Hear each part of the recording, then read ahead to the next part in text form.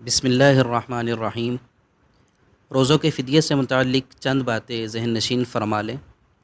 سب سے پہلی بات تو یہ ہے کہ روزوں کا فدیہ صرف وہ لوگ دے سکتے ہیں، ان لوگوں پر یہ واجب ہوتا ہے کہ جن کی آئندہ زندگی میں روزہ رکھنے کی استطاعت نہ ہو، یعنی شیخ فانی، ایسا بوڑھا مرد یا عورت کہ جو اپنی زندگی کے اتنے بڑھاپے میں پہنچ چکے ہیں کہ وہ روزہ رکھنے کی استطاعت ہی نہیں رکھتے۔ روزہ رکھنا ان کے لیے محال ہے آئندہ زندگی میں بھی اور موجودہ رمضان میں بھی۔ ایسا شخص، مرد و عورت، فدیہ دیں گے۔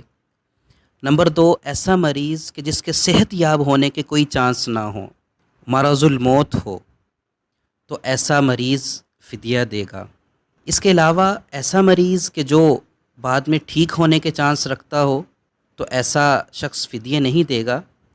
ایسا شخص فدیہ نہیں دے گا بلکہ یہ بعد میں روزوں کی قضا کرے گا۔ ہم نے جو یہ غلط روش اختیار کر لی ہے کہ تھوڑی سی بیماری ہو، تھوڑا سا کوئی مسئلہ ہو تو روزوں کا فدیہ ادا کر دیتے ہیں، یہ بالکل درست نہیں ہے۔ رمضان المبارک گزرنے کے بعد قضا لازم ہے ایسے شخص کے لیے جو بعد میں روزے رکھنے کی استطاعت رکھتا ہے۔ اب دوسرا مسئلہ یہ کہ فی روزہ کتنا فدیہ ہونا چاہیے۔ ایک روزے کا فدیہ شریعت کے اندر صدقہ فطر کے برابر ہے، یعنی 2.25 کلو گندم کے حساب سے ایک روزے کا فدیہ ادا کیا جائے گا۔